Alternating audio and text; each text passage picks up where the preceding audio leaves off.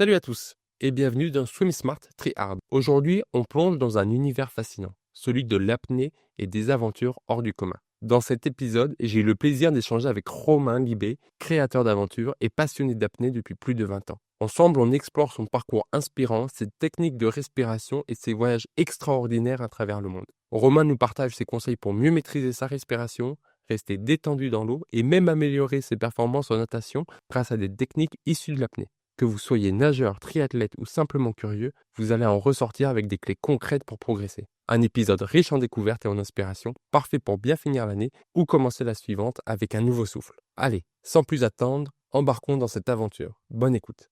Bonjour Romain, bonsoir. Tout d'abord, je te souhaite à nouveau de bonnes fêtes parce que nous sommes en train d'enregistrer le 27 décembre. Donc, je te souhaite de bonnes fêtes, tout s'est bien passé. Très bien, j'espère pour toi aussi.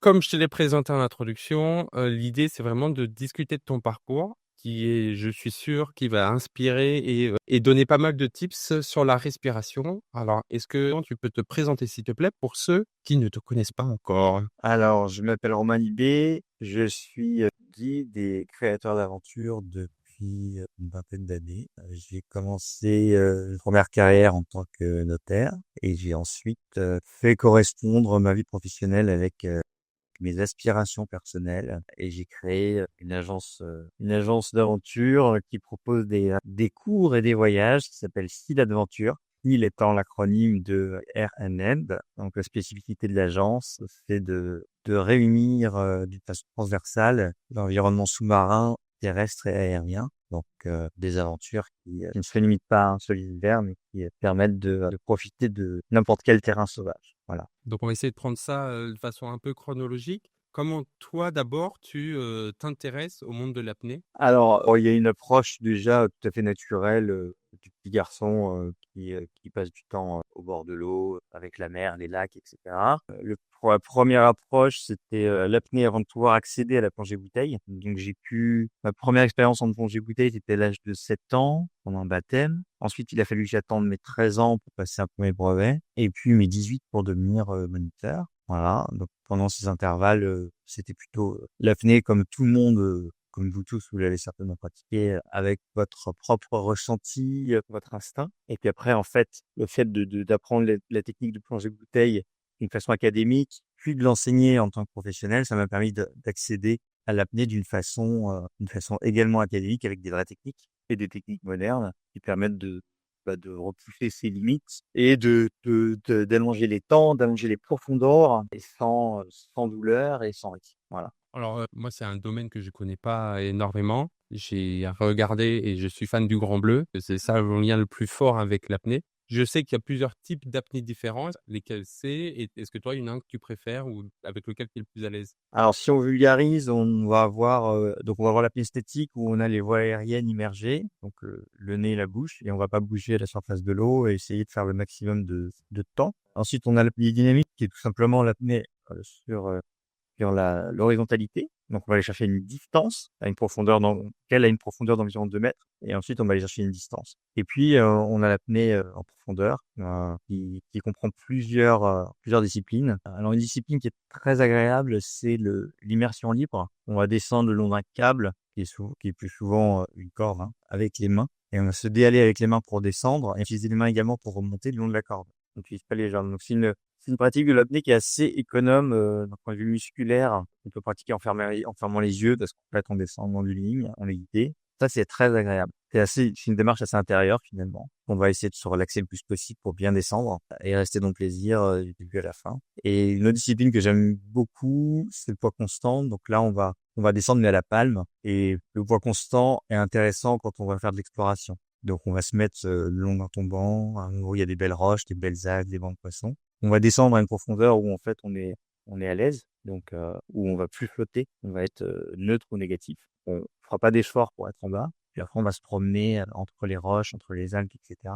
Et comme on fait pas de bulles et qu'on est en apnée, la vie marine nous accepte très très bien. Et là c'est assez grisant, en effet. Là on est vraiment en connexion avec l'élément marin, avec soi-même, etc. Et c'est un type d'apnée qui est très, très agréable. Et là, par contre, il faut ouvrir les yeux, s'il y a des choses à voir. Du coup, tu as commencé l'apnée. Qu'est-ce qui a fait que tu as eu envie de l'enseigner, de partager ton savoir ou tes compétences? Bon, ça, c'est une démarche assez globale dans tout ce que je fais. Donc, de toute façon, quand j'apprends quelque chose très, très vite, je vais avoir envie de le transmettre. Bah, ça crée une dynamique qui permet d'avoir des projets, qui permet de faire des choses, en fait, avec les gens qu'on a formés, de pas être seul et puis aussi de se challenger soi-même pour toujours donner le meilleur, donner des informations supplémentaires, ouvrir des portes, débloquer des situations, etc. La démarche d'enseignement, c'est passionnant en termes de partage, mais aussi pour soi-même. Ça fait beaucoup progresser sur toi. Et en l'occurrence, bah, ça ouvre la porte à certaines expéditions. Puis les gens qu'on forme, après, on peut les emmener avec soi, faire des beaux voyages, essayer de découvrir des choses. On a été sous la glace, notamment. J'aurais pas organisé si j'avais pas eu des élèves à emmener avec moi, par exemple. Je me serais pas organisé une projet de glace tout seul comme ça. Ça m'aurait pas amusé autant que les emmener. Oui, je suis tout à fait d'accord avec le côté où c'est aussi pour ça que moi je suis devenu enseignant et formateur. Ce côté de remise en question et de mise en mouvement est tellement plus forte et limpide quand on a quelque chose à partager. D'autant plus quand c'est une passion qui nous anime, quoi. Très bien. Du coup, comment t'es venue l'idée de créer ton entreprise de création d'aventures? Dans ce qui existait, j'avais pas trouvé quelque chose d'assez complet, en fait. C'était toujours scindé par thème, par passion. Donc, plusieurs passions que j'avais, hein. Ça pouvait être l'ULM, ça pouvait être les voyages moto, les voyages plongés, la photographie, mais chacun était bon dans son domaine. Mais il y avait pas d'organisation qui permettait de faire des choses de façon experte, plusieurs choses de façon experte sur la même expérience, le même voyage. Je me suis dit, c'est dommage parce que il y a des moments, bah, on va aller faire 6 heures de moto en Afrique voilà, pour découvrir des pistes, etc., dans des endroits sauvages. Et on va s'arrêter. Et là, ben, c'est le moment où là, on a de la faune qui passe et on pourrait faire de la photo animalière de qualité. Mais si on est à 100% sur la moto, bah, on n'a pas prévu les appareils photo, on n'a pas prévu les démarches, les techniques, etc. Et puis pareil, bah, le soleil commence à se coucher et puis quand on est pilote ULM, on a envie de faire un petit vol du soir, comme on dit, où l'aérologie est calme et sans danger, et survoler le paysage qu'on a traversé à moto, par exemple. Ou alors, bah, on est au bord de la mer, on vient de faire une belle plongée le matin, et puis l'après-midi, le vent se lève, bah, on a peut-être envie de sortir les kites pour aller glisser, profiter de l'air. Voilà. C'était ça l'idée. C'est ce que je faisais en fait dans ma vie personnelle. Et donc je me suis autorisé à me lancer en me disant il y a une place pour quelqu'un qui peut réunir tout ça. Et plutôt que d'additionner encore un nouvel opérateur en fait à ceux existants, être un électron libre qui vient plutôt réunir les patients entre eux, quoi, les connecter efficacement. Afin d'optimiser le temps et de pas perdre d'opportunité de passer un moment un peu inoubliable. Bien profiter du terrain de jeu quand on y est. Quitte à y être, autant. Il y a des voyages comme ça que tu as organisés ou que tu as vécu qui t'ont particulièrement marqué? Bah, ceux où on arrive à réunir pas mal d'activités comme ça, c'est des œuvres uniques, hein. Donc, quand quelqu'un part en Afrique du Sud et que il va faire une semaine d'ULM, une semaine de safari animalier avec de tous les moyens possibles, donc en véhicule, à pied, en canoë, en ULM pour surveiller certains animaux, et qu'ensuite il va se faire une semaine de plongée ou d'apnée avec la grande faune locale, donc requins, otaries, baleines, etc. Il y a, enfin, c'est un niveau d'intensité assez grisant, quoi. C'est là que je trouve que le mot aventure prend son sens. Il y a beaucoup d'émotions. Tu m'étonnes. Et du coup, c'est quelqu'un qui vient via votre site. Et comment ça se passe la création d'un voyage comme ça? Alors en général, quasiment toujours en partant d'une page blanche. Donc bah, chez nous, en fait, on réfléchit à l'aventure du matin au soir et même la nuit. Donc c'est devenu une expertise, une spécialité. Donc on a publié des inspirations pour dire voilà, ça c'est possible. Vous pouvez nous appeler pour faire ça. Et ce qui est agréable, c'est de le recréer à chaque fois pour la personne en fonction de qui elle est. Donc c'est ce qu'on fait. À chaque fois, on redessine le voyage autour de la personnalité, autour des critères, autour des contraintes aussi de la personne, du temps qu'elle a, de la condition physique qu'elle a. Il y a finalement pas mal de critères pour chacun. Donc je dis une page blanche, mais finalement quand on a l'habitude, la page blanche, ça se remplit rapidement. Donc soit ils prennent ce qui est publié tel quel, soit ils me disent bah, j'ai bien aimé ça, et puis j'ai bien aimé ça, et puis j'ai bien aimé ça, qu'est-ce qu'on peut faire? Voilà. Et derrière, on va le dessiner. Parce qu'on a aussi tout ce qui est saisonnier, hein. On a la météo, on doit prendre tous les critères météo d'une région pour pouvoir tout faire. Donc, c'est beaucoup plus gérable de dire, voilà une idée de ce qu'on peut faire, appelez-nous, on discute et on le dessine, que de publier des milliers de possibilités finalement innombrables avec toutes les combinaisons possibles. Ça sera pas possible dans un domaine comme celui-là avec autant d'activités, ça marche pas. Donc voilà. Et je vais essayer de faire travailler ta mémoire. Est-ce que tu te souviens de la première aventure que tu as créée pour quelqu'un d'autre, où tu t'es dit à la fin, bah voilà, c'est pour ça que j'ai créé cette entreprise. Je pense, finalement, à chaque fois, honnêtement, à chaque fois.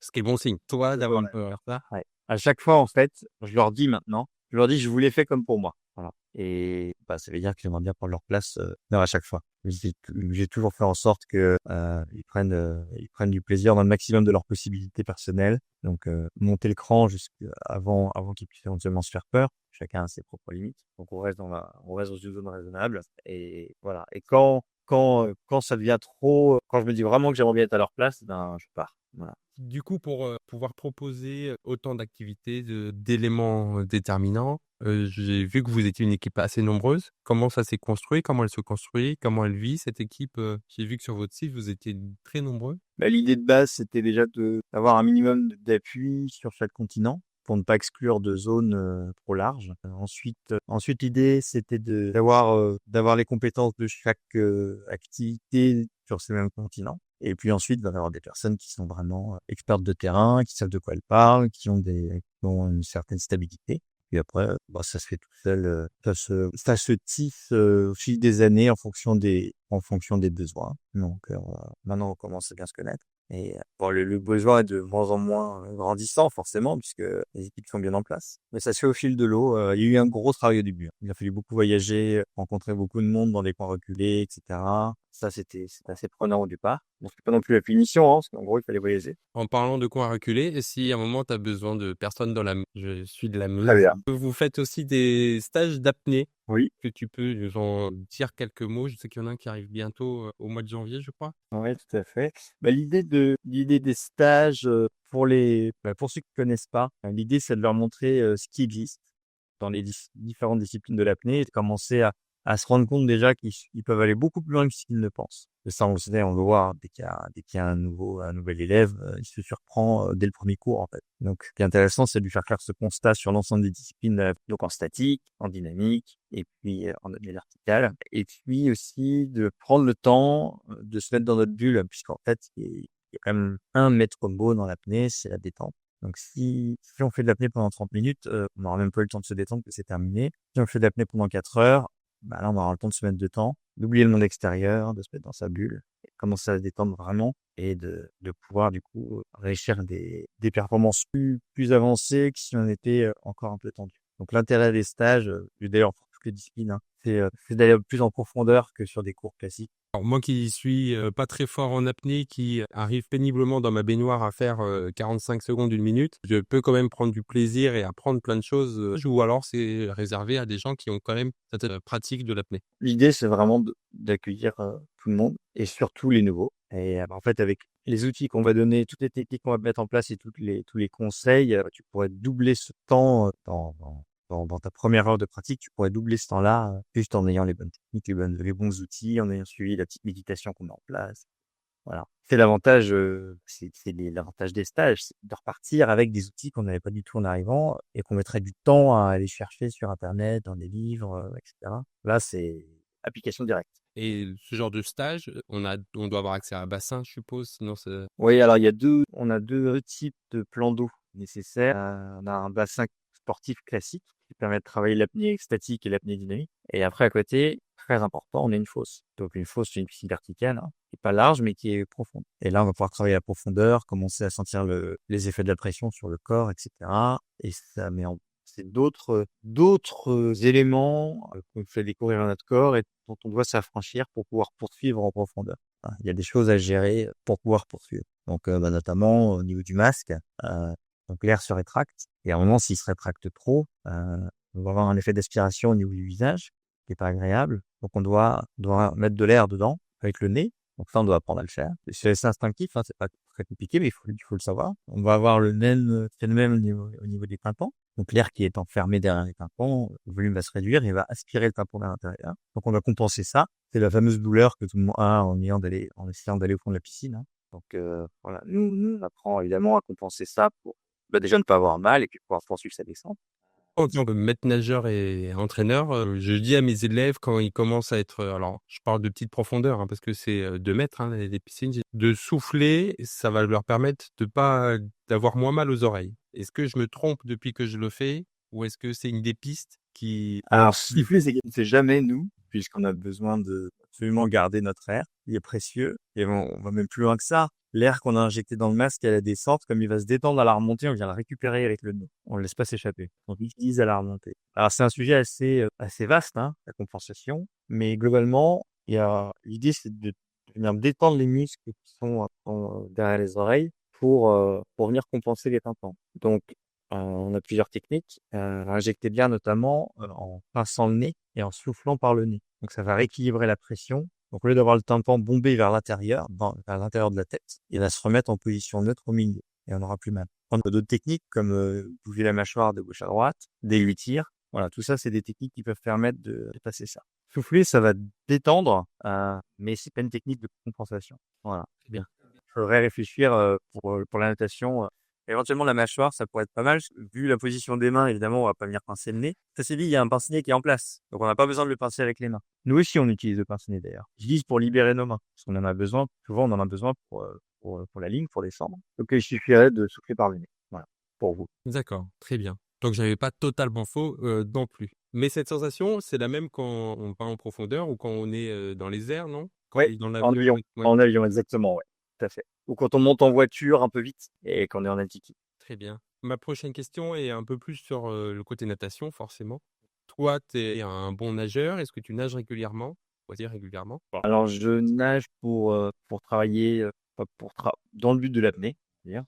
J'aime bien, je considère avoir une technique correcte de natation. Voilà, donc c'est pas quelque chose qui m'est totalement étranger. D'accord. Moi, il y a pas mal de gens qui, ressentent des limites, dans la gestion de leur respiration et notamment dans des exercices, quand je leur propose des exercices de faire, genre, 7 mouvements avant de prendre de l'air ou 9 mouvements avant de prendre le quels sont les conseils pour gérer ça? Pour essayer d'améliorer, le nombre de mouvements de bras qu'on peut faire avant de ressentir ce besoin d'air? Alors si je me trompe pas, actuellement en natation, on considère qu'il faut respirer le moins souvent possible pour gagner du temps. C'est bien ça? L'idée, c'est qu'à chaque fois qu'on tourne la tête, effectivement, ça nous ralentit. Ok, donc on fait le moins souvent possible. Donc, ok. Bah, là, on arrive vraiment dans l'apnée et dans la même technique en fait qu'on va utiliser nous. C'est-à-dire en fait faire de la distance en bougeant sans aller chercher d'air. Donc là, on est sur la technique d'apnée. Clairement, c'est la technique de l'apnée dynamique. Donc on va chercher une distance. On va pas chercher de la profondeur et on va pas chercher du temps statique puisqu'on est en mouvement. Donc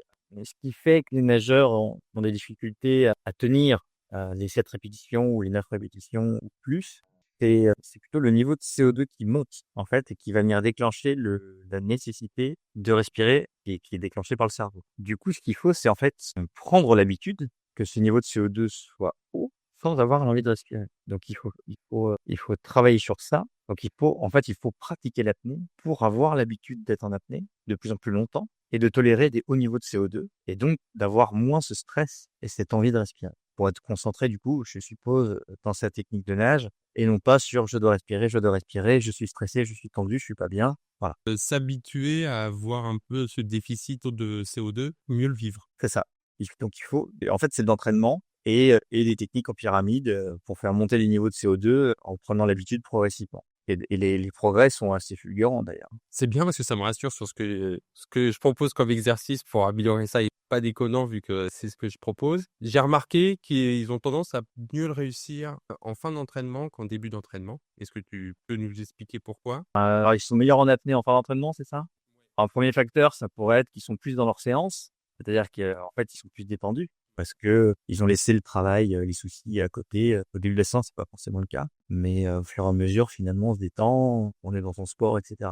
La détente pourrait être un des facteurs. Ça ferait écho à ce que tu disais tout à l'heure que en apnée, on n'a pas le temps de se détendre et du coup d'avoir des entre guillemets «des performances, optimum», alors que si on fait 3-4 heures, là, on est plus détendu et plus efficace. Ouais, ouais, puisque l'apnée, c'est de la détente. Donc là, en l'occurrence, oui, en effet. D'accord, très bien. Donc quelqu'un qui il nous dit, «Non, mais moi plus de 4 mouvements, je peux pas le faire». Est-ce que déjà c'est possible ou c'est juste qu'il doit se détendre, s'entraîner à être à et puis après pouvoir augmenter tranquillement? Je pense qu'ils peuvent tous le faire. 4 mouvements, nous, les élèves qui viennent pour leur premier cours, ils font 25 mètres en apnée, tous. Donc, ils font une longueur de bassin. Et c'est le premier cours. Donc, 4 mouvements, c'est rien du tout pour un bassin. Mais j'ai suivi qui plus que le cinquième, il est faisable. Ah oui, clairement. Donc en fait déjà, je pense que c'est très mental. Parce que se dire c'est pas possible, en fait, c'est déjà en fait mentalement on se dit non faut pas. Déjà il faut ouvrir cette porte-là et se dire que on compte pas quoi. En fait on compte même pas. On se met en apnée, on fait les mouvements et quand ça devient vraiment quand on approche les zones rouges, ouais on sort la tête. Mais il faut pas se mettre des barrières mentales avec le compte. Déjà pas avoir de cycle. Faut se tester à l'aveugle en fait. Ça pourrait être très intéressant de faire un test à l'aveugle et dire bon voilà, tu te lances, tu respires une fois. Et ensuite, je compte le nombre de mouvements que tu as fait jusqu'à ce que tu ressortes la tête de l'eau. Te tu nages, c'est tout, c'est moi qui compte. Voilà et on va voir combien tu en fais et il faudrait le faire, avant de parler de cette notion de nombre, faire un test à blanc comme ça et dire: «Bah, voilà, bah, moi je fais compter, tu fais tant de mouvements, entre tes 2 respirations, quand tu ploufes, quoi». Voilà. Et ça me rappelle quand j'ai passé mon BNSSA, où il y a une épreuve d'apnée à faire, où c'est pendant l'effort, à un moment, on a d'apnée et j'avais jamais réussi à le faire jusqu'au jour de l'examen où je me suis dit: «De toute façon, parce que sinon j'ai pas l'examen donc je reste dans l'eau» et où j'ai réussi ces fameuses apnées, c'est ce jour-là où je me suis dit: «Allez tant pis». Alors que la veille, quand j'avais raté, la confiance, elle était pas au mieux. Oui, parce que si on commence à réfléchir 15 mètres, on va se dire: «Bah, ça fait peut-être cette distance-là, j'y arriverai jamais» et cetera. Alors qu'en soi, 15 mètres sous l'eau, c'est pas grand-chose et la plupart des gens en sont capables. La plupart des gens en sont capables, même pas. Je le vois très bien, de toute façon, je te dis, les premiers cours, les gens font une longueur de bassin. Et au bout d'un quart d'heure, hein, mais évidemment avec les bonnes techniques aussi. Tout de suite, ils ont tout enfin, on donne tout de suite les bons conseils. On laisse pas du tout, on laisse pas les défauts s'installer, on leur dit de rentrer la tête, de pas regarder devant, de garder 80 de volume d'air avant le départ, pas trop flotter. Ils sont bien détendus parce qu'on a fait de la méditation un petit peu avant, on a fait des visualisations et cetera. Voilà, donc c'est tout un ensemble de paramètres. Mais finalement, tout ça, ça reste mental, hein. Donc un des conseils que tu donnes, c'est, de pas remplir complètement tes poumons. Alors pour la dynamique, oui. Ouais, sinon Justement pour éviter de alors remonter trop vite à la surface. bon, alors il y a la flottabilité, c'est un des facteurs et il y a aussi la contraction, le fait d'être trop contracté. Parce que si on se remplit d'air comme un ballon, les muscles vont être tendus et comme il faut qu'on se détende, c'est contre-productif. Alors que le problème, c'est quand tu dis à quelqu'un: «Fais le pars en apnée et fais une longueur sans prendre de l'air», le premier truc qu'il fait, c'est de gonfler au maximum ses poumons pour prendre le maximum d'air et avoir la plus grande réserve. Donc vaut mieux avoir une plus petite réserve, mais qu'elle te dure plus longtemps. Et le plus détendu, D'accord, c'est ça. parfait, très bien. Alors, excuse-moi, j'ai mal à la gorge, il fait très bien. Et le côté méditation, du coup, a un impact très important, sur tes performances, ton relâchement? Ça fait partie de l'ensemble, c'est un bel outil pour être dans l'instant présent, être détendu et forcément, avoir de meilleures performances, ouais.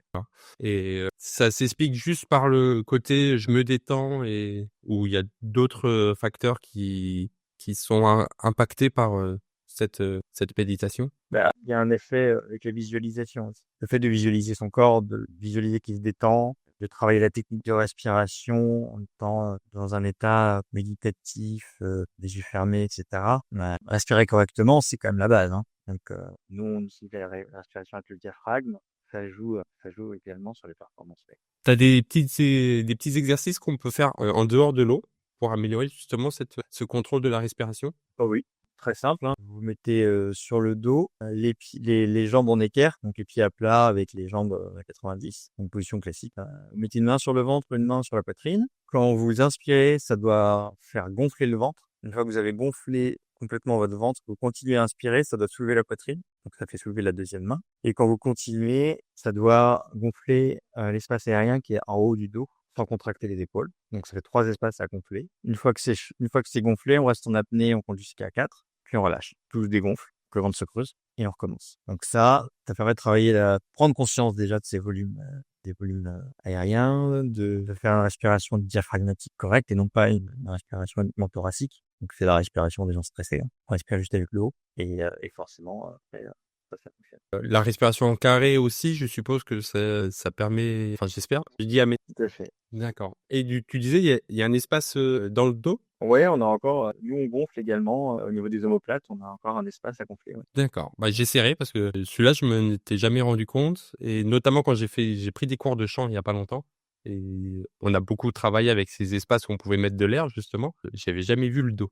Donc, j'essaierai de le travailler, pour explorer cette partie-là. On va passer à une partie de de la rencontre où je te pose des questions où la réponse doit être au tac au tac. Et puis après, on essaie de creuser un petit peu en fonction de ta réponse. Est-ce que ça te va? Oui, très bien. Est-ce que tu peux citer un moment d'apnée qui t'est resté marqué? Oui, avec les otaries en Afrique du Sud. Ah, c'est sûr que ça s'est passé quand? C'était la première fois, c'était il y a 10 ans, quand j'avais mon premier petit groupe. Bah, les otaries sont des apnéistes, en fait. C'est des mammifères, comme nous. Et du coup, elles respirent à la surface, ensuite elles descendent pour jouer. Et elles aiment jouer avec les apnéistes, virevolter dans tous les sens. Et c'est un animal marin avec qui on peut vraiment avoir une connexion forte. C'est pas le cas avec les poissons. Là, il y a vraiment, on a l'impression de jouer avec un chien. Sauf qu'on est dans la mer, on est dans l'eau et que c'est un animal qui est parfaitement à l'aise et qui est en plus assez drôle. Alors que les poissons, tu vas pas avoir d'interaction avec les poissons, c'est ça? Non, on n'a pas ce type non, on n'a pas ce type d'interaction, de complicité, hein. On va plutôt avoir ça avec les mammifères marins, avec les baleines, avec les dauphins, avec les otaries, avec les phoques. Les poissons, ça va être plus contemplatif. D'accord. Est-ce que, avec tous tes voyages, il y a encore une destination qui te fait encore rêver? Heureusement que oui. Alors il y a beaucoup de pays où je suis allé. Maintenant, je connais le patrimoine sous-marin, donc j'aimerais bien y retourner. Et une notamment, parce que je suis loin d'avoir tout vu, c'est le Japon. Oui. Oui. J'ai plongé sur plusieurs spots au Japon, plusieurs îles, et je soupçonnais pas qu'ils avaient une telle richesse sous-marine, une telle diversité, en fait. Ça a été le cas également au Mexique. J'ai été bluffé par la différence de site et la qualité, et j'ai eu la même impression dans un autre registre, hein, mais au Japon. Et il y a des fois où c'est, dans l'autre sens, où tu t'attendais à mieux et puis une fois dans l'autre, bah oui, ça vaut pas le coup? Ça arrive. Ouais. Une destination particulière ou? Mais c'était en Grèce. Ouais. Alors, en Grèce, la couleur sous l'eau est très très belle. Elle est violette. On voit très très loin. On a de belles roches, des sables. C'est très beau. Mais le problème, c'est qu'il y a vraiment de poissons. Il manque quelque chose. Je vais continuer sur cette voie. Du coup, au fil de tes plongées, ça fait quand même maintenant quelques années, que tu plonges. Est-ce que tu vois l'impact de l'homme sur, ce que tu arrives à voir ou pas? L'impact de l'homme. Oui. Alors moi, j'ai plutôt constaté un bien dans les endroits où j'ai plongé dans des réserves marines. Donc, j'ai vu des réserves marines avec des résultats ahurissants, avec du coup, vraiment une biomasse très différente des endroits non protégés. Donc, les poissons sont plus gros, plus nombreux, voilà, et moins craintifs. C'est top parce qu'on nous parle tout le temps de l'impact négatif de l'homme et Ah oui. de ce qui fait de mal et c'est bien d'avoir, aussi le côté, bah, il y a des fois où c'est bien, quoi. Bah, il faudrait, oui, de temps en temps parler aussi on arrive à se donner un petit peu d'espoir. Si on montre que la destruction, il y a un moment, en l'occurrence au Mexique, il y a une réserve qui a été créée par des pêcheurs. C'est vraiment, quand on met la tête sous l'eau, on a l'impression d'avoir complètement changé de pays, sensationnel. Et finalement, les résultats arrivent vite. À peu d'années, la nature reprend ses droits, se redéveloppe, reprend de la santé, etc. C'est aussi des constats qui donnent de l'espoir. Donc, il faut aussi avoir conscience que quand on décide de faire les choses correctement, ben, ça fonctionne. Est-ce que c'est une dimension que vous essayez d'intégrer dans vos parcours dans votre circuit d'aventure et si oui, comment? La protection, bah, c'est une démarche générale de toute façon qu'on va avoir, hein. On va forcément travailler avec des opérateurs qui sont respectueux, avec des guides qui utilisent des mouillages et qui mettent pas l'encre. On va faire un peu d'éducation de façon très très modeste quand on y est. Donc, par exemple, quand on voit encore une encre qui est balancée sur des récifs ou sur des choses, on va leur dire bah, mettez-vous sur le sable ou installez, ça demande du travail, mais installez des bouées de mouillage. Du coup, besoin de jeter l'encre. Vous aurez juste à passer votre goutte dans le mouillage et ce sera plus simple et puis vous abîmerez pas votre patrimoine. Voilà, on fait concrètement. Après, on a aussi des vraies démarches éco-responsables où là, on va être acteur. Donc, on va financer des projets pour des biologistes, par exemple, en allant plonger avec eux. Donc, on va les aider, on plonge avec eux, on paye pour être avec eux, on fait les études avec eux et du coup, ils récoltent un budget et ils ont eu un coup de main. Donc là, au moins, on sait comment ça s'est passé. Alors, on a une application immédiate. Ça peut être parfois, c'est qu'on fait la photo d'identification, on compte, voilà. Pour l'idée, là, prochainement, d'aller un peu plus loin. Donc, en termes de distance, donc aller éventuellement planter du corail, ce genre de choses. Parole top, je change complètement de sujet, mais quelle est selon toi la qualité indispensable pour être un bon apnéiste? Savoir se détendre.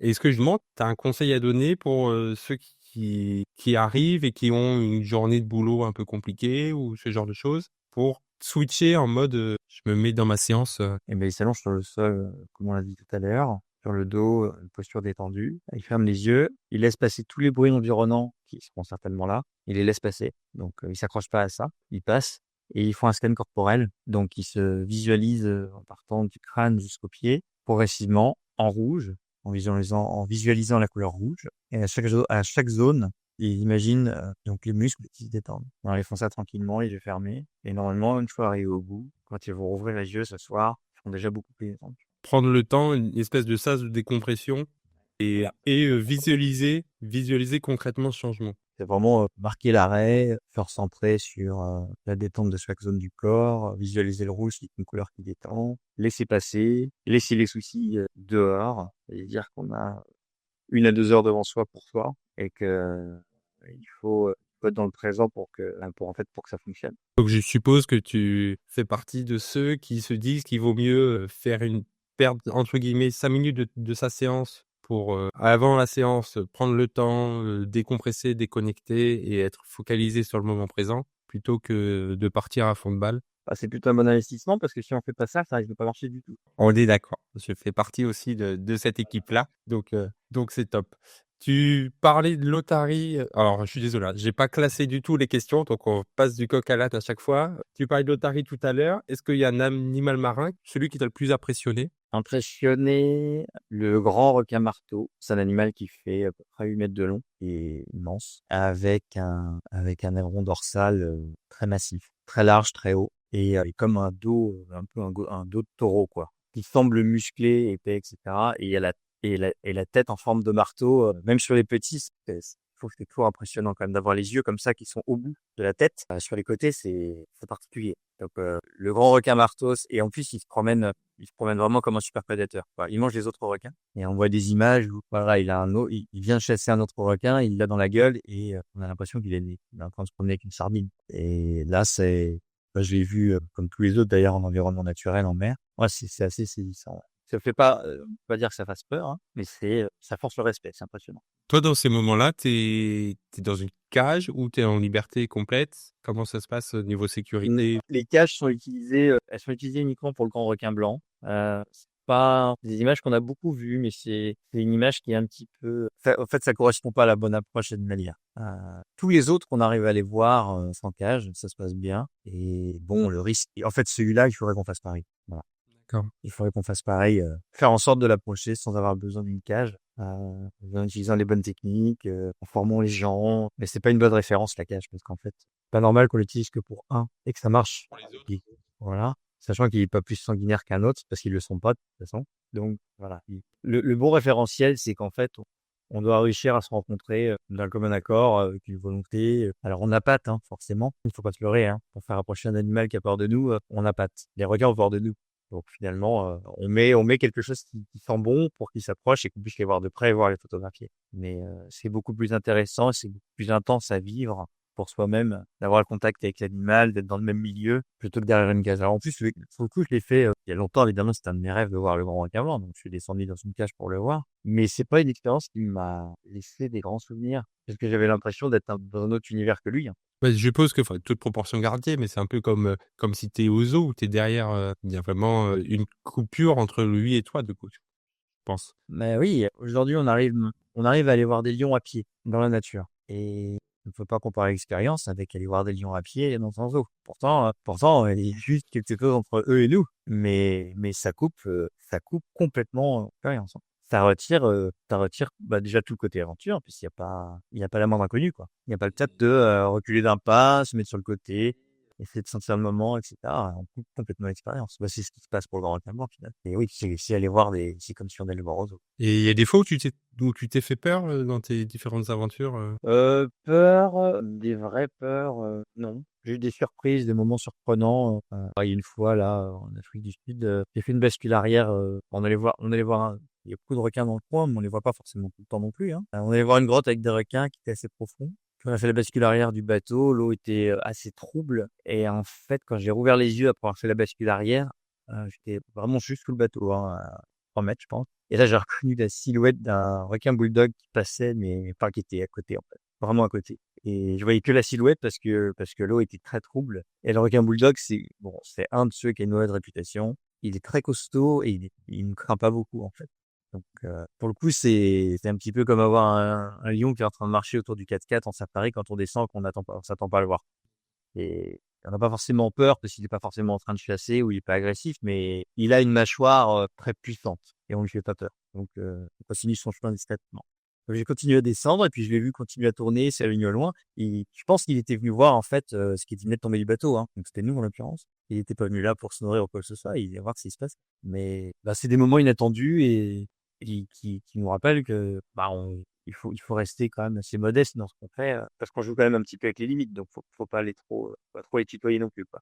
Voilà. Justement, c'est une partie qui est importante dans l'apnée, cette gestion de la limite. Comment toi, tu conseillerais qu'on puisse pratiquer l'apnée sans flirter avec cette limite qui est dangereuse? Est-ce qu'il y a des signaux indicateurs qui doivent nous faire prendre conscience qu'il faut qu'on s'arrête? Alors ça, c'est un peu le rôle de l'encadrant qui doit gérer la séance et les élèves dans cette direction-là. En fait, il y a beaucoup de ressentis, donc on se challenge, mais on va pas au malaise et on va pas au blackout. Donc il faut s'écouter suffisamment pour repousser ses limites sans atteindre la zone rouge. Voilà. Et donc c'est vraiment du ressenti. Il y a des jours avec et des jours sans. Hein. Il y a des jours où on est bien, on va faire la performance habituelle, voire même un peu plus parce que tout est aligné, tous les éléments sont là, tout va bien. Puis il y a des jours, on sait pas pourquoi ça passe pas, quoi. Moi, ça m'arrive, hein. Là, la dernière fois, entraînement en mer en profondeur, j'arrivais pas du tout je faisais le 2 tiers de ce que je fais d'habitude, quoi. Et en fait, je sentais une contraction au niveau de mon ventre. Alors, je pensais que c'est parce que j'arrivais pas à me détendre, mais en fait, c'est parce que j'avais mal savonné l'intérieur de ma combinaison et en fait, je faisais ventouse. Et elle faisait tellement ventouse que, du coup, je pouvais pas me détendre au niveau du ventre. Donc, j'ai pas insisté. Et puis, le lendemain, quand je suis revenu, j'avais fait ça, j'avais mieux géré et puis ça s'est passé très, très bien. C'est très intérieur, hein, donc il faut vraiment s'écouter. Et surtout ne pas forcer. Et puis, rappel, hein, pour ceux qui font de l'apnée, qui veulent faire de l'apnée en piscine, généralement, c'est interdit dans les séances publiques. C'est pas généralement. Voilà. Je voulais pas dire parce que Bah non, c'est les... difficile. Et si jamais vous préparez, par exemple, BNSSA et que vous voulez travailler un petit peu d'apnée, allez voir le maître nageur, prévenez-le, soyez pas tout seul. Ah bah toujours à deux, hein. Voilà. Toujours en binôme. Donc il y en a un qui fait une apnée, l'autre le surveille et il est prêt à le sortir en cas de baquet. Voilà. Oui, c'est ce que j'allais préciser. Le faire en binôme, c'est pas les deux au fond de l'eau en même temps. Les gens viennent à deux et me disent qu'ils le font à deux. Non, non. Il y en a un qui est en surface, qui le repère, qui fait attention, quoi. Exactement. Et il se repose pendant que l'autre fait son apnée et vice versa. Ça se fait plutôt bien. Il y en a un qui se repose pendant que l'autre est en bas et ensuite on inverse. Ouais. Est-ce qu'il y a une expédition, c'est l'aventure que tu ne pourras jamais oublier? Et il faut en sortir qu'une. Je sais, je me doute qu'il y en a plusieurs, mais s'il y en avait qu'une. Alors bah du coup il faut que il vaut mieux que ce soit aquatique. Bah, de toute façon c'est toujours la même qui revient, c'est l'Afrique du Sud. Hein. L'Afrique du Sud a l'air d'être un pays qui doit être pas mal. Bah, c'est un grand terrain de jeu. Tout est grand, tout est sauvage, tout est extrême. Il y a tout ce qu'il faut pour en profiter, toutes les activités. Oui, il y a vraiment ce qu'il faut pour beaucoup d'activités d'aventure. Moi, j'aime bien qu'il y ait de la faune et de la grande faune. Et là-bas, c'est le cas. On a comme tous les animaux d'Afrique. Donc, on a les éléphants, les girafes, les rhinos, etc. Et dans l'eau, on a migration des baleines, migration des sardines, des bancs de requins, les oiseaux marins, les otaries. On a les manchots. Ils ont des manchots qu'on peut voir en ville, hein. Et je suis allé dans des villes de bord de mer, il y a les hippopotames sur les trottoirs, sur les restaurants. Et là, oui, non, c'est là. Donc si tu avais un pays à conseiller, ça serait l'Afrique du Sud où il y a un peu tout à disposition. Ouais, qui se mérite quand même, hein. Surtout, la mer se mérite là-bas, hein. Elle est agitée, elle est dure. Il fait 15 degrés au cap et bon 22-24 vers Durban dans l'eau. 15 degrés, faut déjà savoir un petit peu faire, faut avoir le bon matériel pour se protéger du froid. Faut être un petit peu rugueux et pas se dire oh là là l'eau est froide, je peux pas y aller. Ça se mérite un peu. D'accord. Est-ce qu'il y a un livre ou un film qui t'a inspiré? On a parlé du Grand Bleu tout à l'heure. Moi, c'est mon lien avec l'apnée, c'est ça. Est-ce que toi, il y a un livre ou un film que tu conseillerais qui pourrait nous ouvrir la porte? Alors, il y a Le Monde du silence de Cousteau en livre, qui est une belle démonstration de ce que c'est que l'innovation, l'exploration et le fait d'avoir aussi la détermination d'avancer malgré malgré tout ce qui peut décourager. Il y a aussi la biographie de Arnaud de Ronet, qui est un des pionniers du surf et de la planche à voile en France et dans le monde. Donc, qui a toujours essayé d'innover, de battre des records, de traverser des océans. Voilà, c'est pas un bon exemple de quelqu'un qui ne s'arrêtait pas aux propos qui pouvaient le décourager.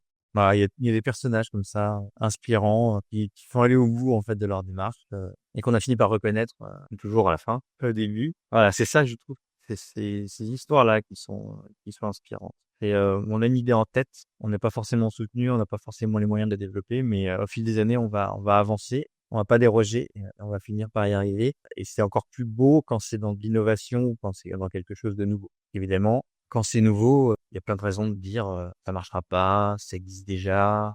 Si ça devait exister, ça aurait été inventé, tout ce genre de choses. Moi, j'aime bien les profils comme ça. Ils vont loin avec leur idée. Top. Qu'est-ce que les nageurs ont à apprendre des apnéistes, selon toi? Bah, si on part du principe que vous faites de plus en plus, alors je dis vous parce que vous baignez dans la natation, enfin voilà, vous êtes concentré sur ça. Si on part du principe que vous devez être le plus longtemps possible en apnée sur votre nage, et il faudra travailler l'apnée dynamique, tout simplement, en lien direct du coup avec ce que vous faites. Du coup, ça pourrait travailler donc la détente générale, la compensation des oreilles pendant la coulée pour pas se blesser et puis pas avoir cette gêne-là et mieux vivre et allonger les durées d'apnée entre les respirations et du coup forcément vos performances vont s'améliorer, que vous respirerez moins souvent et de façon plus sereine. Et toi, en tant qu'instructeur d'apnée, est-ce que tu as déjà été approché par des clubs pour travailler ou par des entraîneurs pour travailler avec des nageurs ou pas encore? Des personnes individuelles, des élèves qui venaient préparer des choses. Et d'ailleurs, à chaque fois, par rapport à ce qui était demandé, on a toujours travaillé essentiellement en apnée dynamique. Les résultats étaient très rapides, très très rapides. J'avoue que quand je gérais des clubs, j'ai pensé à travailler avec des entraîneurs de natation synchro, de water-polo, mais à aucun moment, jusqu'à présent, je me suis dit que l'instructeur d'apnée pourrait être bénéfique, pour les nageurs. Et un Et jour, donc je ça commence reprends aujourd'hui. bah, voilà, là, je vais le faire avec mes différents nageurs, mais si un jour je reprends un club, avec plaisir pour un peu, approfondir tout ça. Quel équipement est indispensable selon toi en plongée? Alors, c'est bien d'avoir, ça dépend du type d'apnée. En apnée dynamique, il faut des lunettes et un pince-nez. En apnée de profondeur, on va avoir un masque à faible volume. C'est bien d'avoir une combinaison très très très souple et bien adaptée. Quand on met du lest, on a une ceinture spécifique qui est très élastique, donc qui va du coup qui ne va pas contraindre notre respiration. Et puis, on utilise des palmes assez fantastiques, très très longues, très très belles et qui nous propulse sans effort très très loin. C'est un véritable bonheur d'utiliser ça. Donc les palmes d'apnée, il faut vite, si on s'y intéresse, il faut vite en acheter. Ça procure un véritable plaisir. D'accord. Tu nous as donné déjà quelques pistes, mais est-ce que tu aurais une technique de respiration que tout le monde devrait essayer? Donc, en plus de celle que tu nous as donnée? Pour les nageurs, Pour les nageurs ou quiconque qui se sent un peu oppressé ou a un peu de mal à gérer sa respiration? vraiment la respiration diaphragmatique telle que je l'ai décrite, c'est la clé de voûte de ce qu'on pratique. Donc ça, il faut le maîtriser. Il n'y en a pas d'autre en fait, c'est celle-là. Ensuite, si on peut donner un petit détail sur le départ, par exemple, d'un nageur, donc il prend son inspiration maximale, ensuite il va faire une expiration passive. Donc en fait, il va laisser l'air sortir sans pousser, donc il va arriver à peu près à 80% de volume, et ensuite il part. Voilà. Ça, déjà, ça commence à être un conseil assez pointu. Oui, celui-là, je ne l'avais pas du tout. Je vais le retravailler et j'ai hâte d'être à ma prochaine séance dans l'eau pour pouvoir tester la différence. Si tu pouvais nager dans une eau quelconque du monde, tu irais où? Alors là, ça fait quelques temps que je développe l'approche de l'eau glaciale. Donc il y a 2 ans, on a fait de l'apnée sous glace. Il y avait à peu près 1 mètre de glace. Donc on a fait 15 mètres sous la glace en un trou à l'autre. Donc ça, c'était déjà assez particulier. On a réussi à s'affranchir de tous les problèmes techniques pour y arriver. Alors ça dépend de détails, hein. Il n'y a pas de magie, mais c'est plein de petits détails qu'il faut quand même aligner pour que ça fonctionne à la fin. Et c'est pas si dur. Et du coup, ça donne envie de le refaire avec des élèves, des participants qui ont envie de faire la démarche. Et j'irais bien faire ça dans les zones nord, là, vers l'épaule, etc. Là où on trouve facilement de la glace. Et en fait, il n'y avait pas de vie là où on l'a fait. Enfin, il y avait très peu de vie. Et là, j'aimerais bien que cette fois, il y ait potentiellement des plus grands ennemis. Et en parlant d'animaux, est-ce que il y en a un que tu cherches encore à rencontrer? J'aimerais bien rentrer les ors. Oui. Les orques, t'as pas fait encore? Pas sous l'eau. Pas sous l'eau, ouais, en effet. Et là, c'est des animaux assez impressionnants pour leur réputation, etc. Donc, on va bien voir ce que ça fait dans l'eau, le ressenti qu'on a. Ouais. Et quand tu cherches à rencontrer, quelle place ça a dans la construction de ta plongée? Est-ce que tu te dis, je vais plonger dans cet endroit-là parce que potentiellement je peux en voir? Ou alors est-ce que tu te dis, je vais voir un spécialiste qui va pouvoir me dire précisément où est-ce qu'il y en a un et je plonge sur lui, quoi? Ah non, tout est toujours. Enfin, je sais précisément ce que je cherche à chaque fois que je vais quelque part. Enfin, ce que j'essaye de voir, parce qu'évidemment, il y a l'aléa de ne pas le voir. Mais D'accord. j'ai toujours une idée précise. Si je veux voir les orques, par exemple, je vais monter le voyage pour aller les voir. Si je les vois pas, je serai déçu, mais j'aurai tout mis en œuvre pour les voir. Une dernière question, un petit peu décalée. vu que tu crées des aventures, quel est ton avis sur là, ces séries Man versus Wild que l'on voit? Est-ce que C'est divertissant. C'est divertissant. Et puis, les techniques qui sont données sont réelles. ouais, alors peut-être pas t'appuyer, mais il y a un lien entre ce que toi tu fais et puis ce que lui, c'est ce genre d'aventure. À ce temps, parce que là, on est plus dans le sensationnel, dans la télé, etc. On en fait un petit peu de techniques de survie, etc. Mais c'est une autre démarche. Nous, en fait, on va utiliser des techniques ou des outils pour aller vers un objectif d'exploration. Mais on va pas faire de la survie pour faire de la survie, en fait. D'accord. Et parce qu'en fait, normalement, la démarche de survie, c'est de dire, bon, voilà, je pars avec une boîte d'allumettes, une bâche et une bouteille vide, et je vais me débrouiller avec le reste que je trouve dans la nature pendant 3 jours, ce qui est très amusant, hein. Moi, j'aime beaucoup. Mais nous, on a plutôt la démarche de dire, on va aller essayer de voir tel sommet, telle curiosité de la nature, tel arbre ou tel animal, et derrière, on va mettre en place la logistique nécessaire. Donc, on partira jamais aussi démunis, en fait. On emmènera toujours le minimum, parce que l'objectif, c'est pas la technique du survie. Et c'est ce qu'on va aller voir. Quand tu te fais pas volontairement en position de voilà. Non, j'ai rien contre, hein. Je trouve ça, c'est passionnant, hein. J'ai lu plein de livres, on en a organisé, hein.